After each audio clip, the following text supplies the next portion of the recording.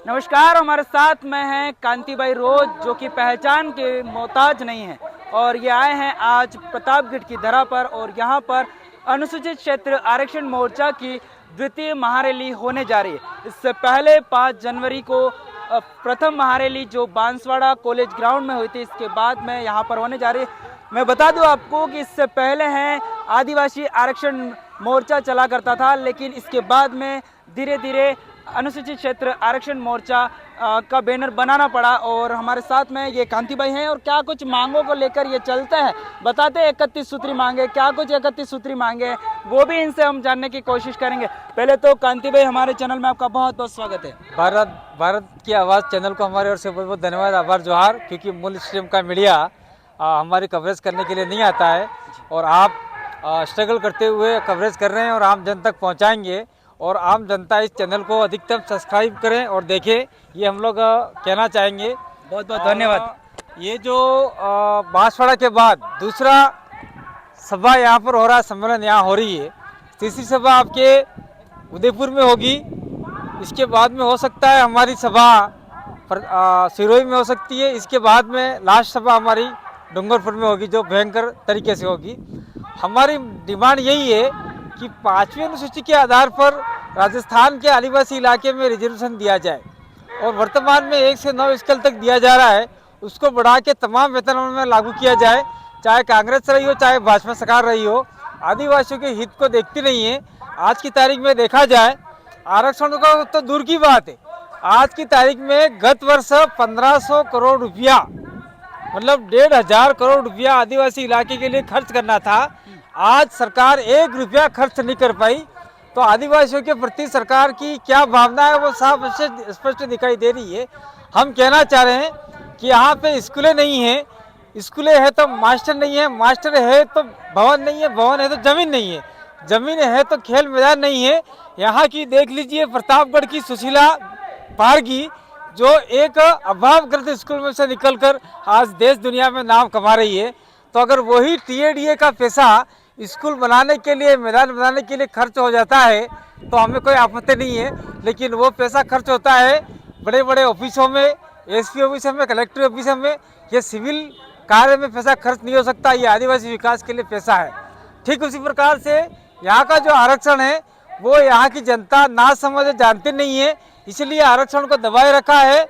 जो आपका आरक्षण 1874 में उसको डिफाइन कर लिया गया था और आज तक पूर्ण रूप से लागू नहीं हुआ है। जल जंगल जमीन का अधिकार है, सुप्रीम कोर्ट जितने जजमेंट आए हैं, और जो आरक्षण इस इलाके में लागू होना चाहिए था वो लागू नहीं हुआ है। इसलिए हम लोगों में अवेयरनेस ला रहे हैं, जन जागरण कर रहे हैं, सभाएं कर रहे हैं। उस सभा से लोगों को आगे बढ़ाएंगे। यह आरक्षण के 32 सूत्री कार्यक्रम है, लेकिन साथ साथ में प्रतापगढ़ के लिए विशेष आरक्षण इस प्रकार का भी है। जैसे आप प्रतापगढ़ जिला देख लीजिए, यहाँ पे सौर ऊर्जा की जो पवन चक्कियाँ चल रही है, उस पवन चक्कियों से लोगों के कान में बहरापन आ रहा है और लाखों रुपये का, करोड़ रुपये का बिजली उत्पन्न हो रही है।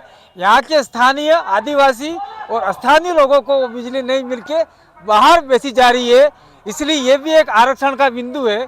इस मुद्दे को मैं 2012 से प्रतापगढ़ जिले में उठा रहा हूँ और आज की तारीख में कुछ कंपनियां भाग रही है, कुछ कंपनियां शेयर होल्डिंग करना चाहते हैं आदिवासियों के साथ में, और हम लोगों ने इसका जनजागरण किया है। और आने वाले समय में कहना चाहते हैं, जितनी भी सौर ऊर्जा कंपनी है, तो उस सौर ऊर्जा कंपनी में जितनी विद्युत उत्पन्न हो रही है उसका आरक्षण यहाँ की स्थानीय जनता को और आदिवासी को भी हम लोग दिला के रहेंगे। ये हमारी मुख्य मांग प्रतापगढ़ जिले से है। बाकी आरक्षण में नौकरियों में हो गया, छात्रवृत्तियों में हो गया, जो आरक्षण मिल रहा है वो लागू नहीं है धरातल पे। उसको करने के लिए हम लोग तन मन धन और अपने शरीर से तैयार है।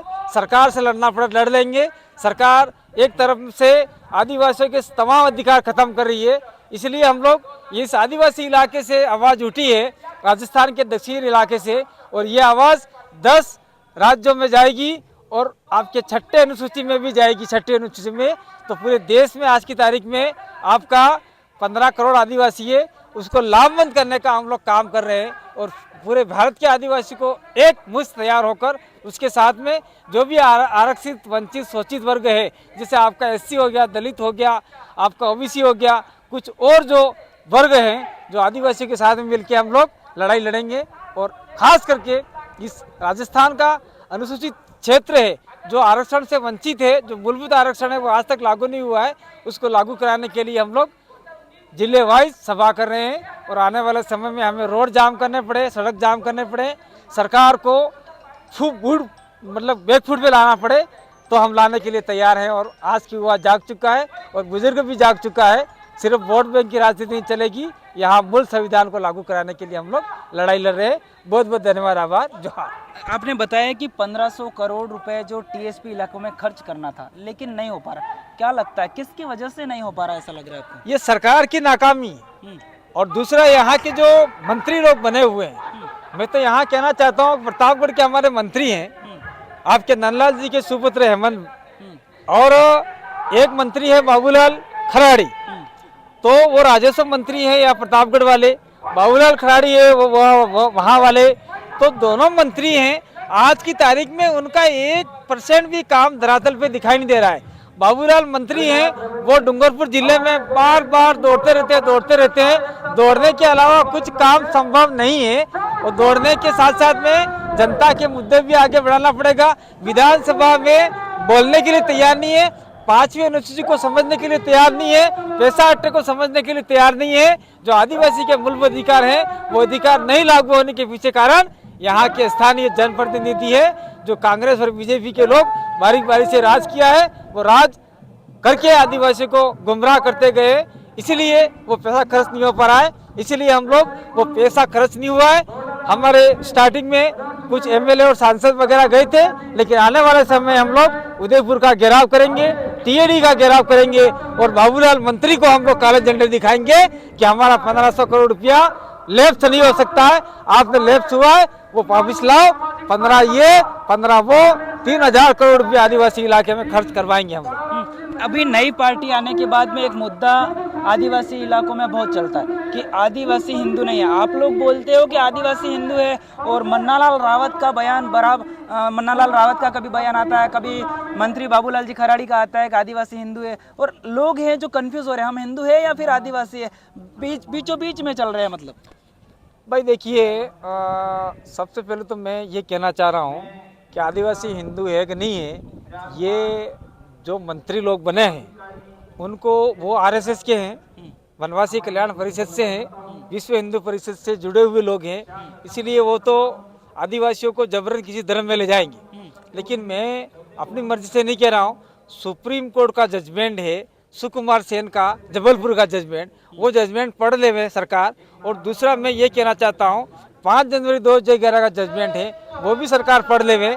और उसके बाद में संविधान में आदिवासियों को हिंदू विवाह अधिनियम के तहत सेक्शन 22 के तहत आदिवासियों को हिंदू विवाह अधिनियम के तलाक की व्यवस्था नहीं है। जो बोल्ड जिस स्प्रिंग में फिट नहीं होता उसको सरकार जबरन फिट करना चाहती है, इसलिए ये छोड़ दिया जाए कि आदिवासी हिंदू है कि नहीं है, वो आदिवासी को तय करने दिया जाए कि आप लोग जबरन हमको कुछ धर्म नहीं सिखा सकते।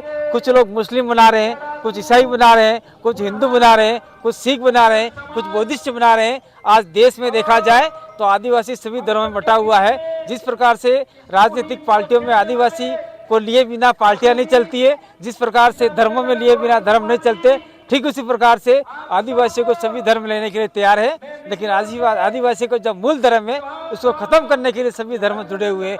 दूसरा, मैं आपके साथ साथ में ये कहना चाहता हूँ, राजनीतिक पार्टियों को सरकार और संविधान में दे रखा है कि जो इलाका है वो अनुसूचित आरक्षित अधुसूचित है, आरक्षित इलाका है। इस इलाके